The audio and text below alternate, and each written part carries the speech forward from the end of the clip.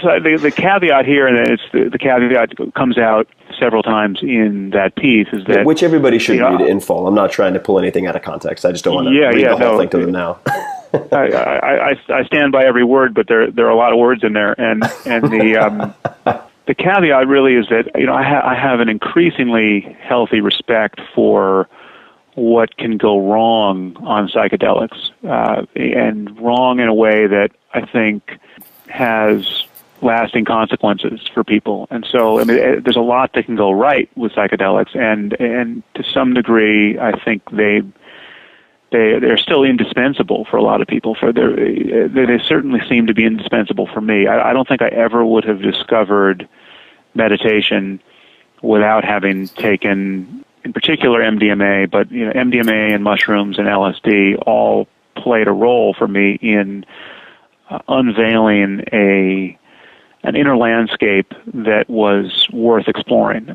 But for that pharmacological advantage, I think I was just my consciousness was such that I looked inside, I saw nothing of interest, and that's sort of the end of the conversation. You tell me that there's something profound to witness about the nature of my own mind.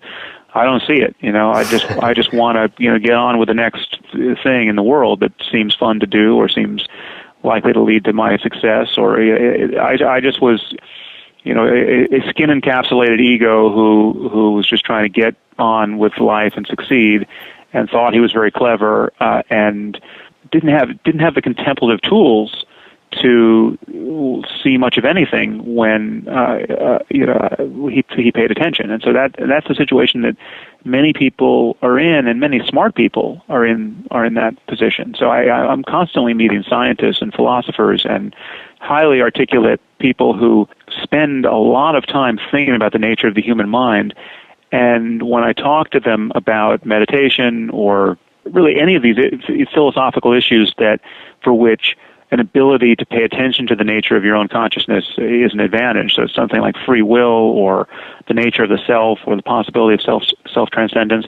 I'm meeting people who have, as far as I can tell, no ability to notice their inner lives. It's people who, some of them seem simply not to have inner lives, but these are people who are very much the way I was when I was 18 and before I had had any experience with any of this.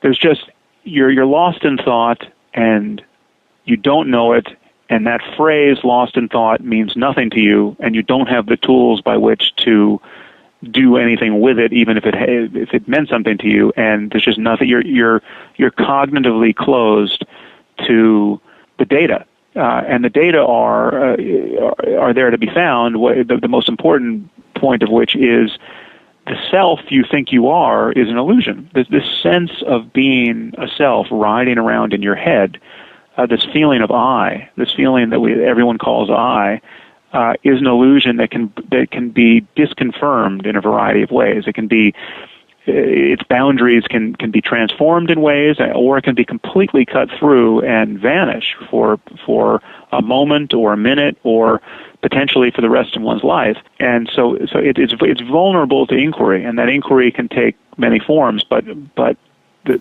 unique power of psychedelics is that whether or not there's a unique power and there's a unique liability. The unique power and liability is that they are guaranteed to work in some way. And this is a point that Terence McKenna always made. And right. Terence McKenna was a huge booster of psychedelics and a very articulate one. And he poo-pooed any other spiritual methodology, meditation and chanting and yoga, anything else that people brought to him, saying, well, can't you kind of get the same benefit without drugs? And his point was, well, you teach someone to meditate, you teach them yoga, there's no guarantee whatsoever that something's going to happen. They could spend a week doing it, they could spend a year doing it, who knows what's going to happen, they may just get bored, and they're going to wander away from this thing not knowing that there was a there. If I give you, 5 grams of mushrooms or 300 micrograms of LSD and tell you to sit on that couch for an hour, you are guaranteed to have a radical transformation in your experience. It doesn't matter who you are, this freight train of significance is going to come bearing down on you, and we just have to watch the clock and know it's going to happen. And that's a fact. But so that's the advantage, because you're guaranteed to realize at the end of that episode that it is possible to have a radically different experience than you tend to have. And if you have a good experience, you're going to realize that human life can be just unutterably sublime, that it's possible to feel at home in the universe in a way that you couldn't have previously imagined. But if you have a bad experience, and the bad experiences are every bit as bad as the good experiences are good, you will have just this harrowing encounter with madness, and it's as pathological as any lunatic who's wandering the streets, raving to himself and completely cut off from others. You can have that experience, and hopefully it goes away, and in virtually every case it does go away. But it's still rough, and it still has consequences for people. Some of the consequences are good. I happen to think that it gives you a basis for compassion, in particular for people who are suffering mental illness that you couldn't otherwise have. But it's not an experience that I'm eager to have again. And so I haven't.